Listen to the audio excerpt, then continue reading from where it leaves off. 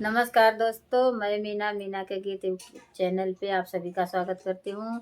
Sujita Yadav official channel पे आप सभी का स्वागत है। मैं आप सबके बीच में लाना चाहती हूँ सोहर गीत।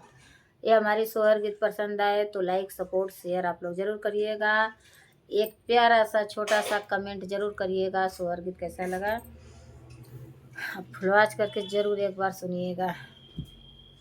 बहरे से आवला भैया ता बहिनी अरज करे बहिनी अरज करे हो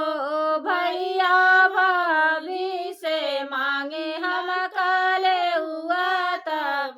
खिया देखावल तया खिया देखावली हो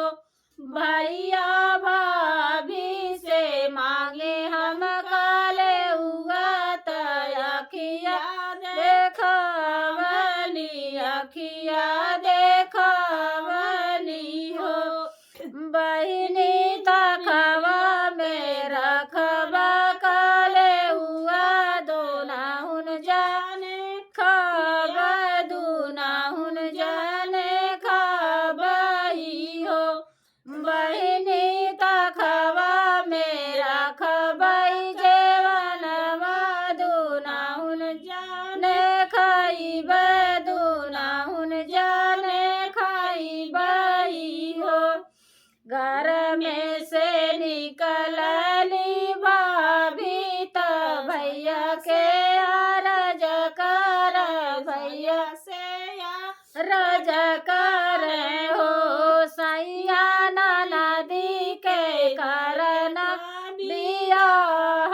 ननद विदा करी ननद विदा करी दान हो सैया नदी के कर बियाह ननद विदा करी ननद विदा करी दान हो धाला कहाँ पैब लाली हो चुनरिया कहाँ हो पैब पियरी कहाँ हो पैब पियरी ना हो धन कहाँ पैब सोला हो सिंगरवा बहिन विदा करब बहिन विदा करबई हो सैया हमले बैलाली हो चुनरिया त हमही पियरी देव हमही पियरी देव हो सैया हम देव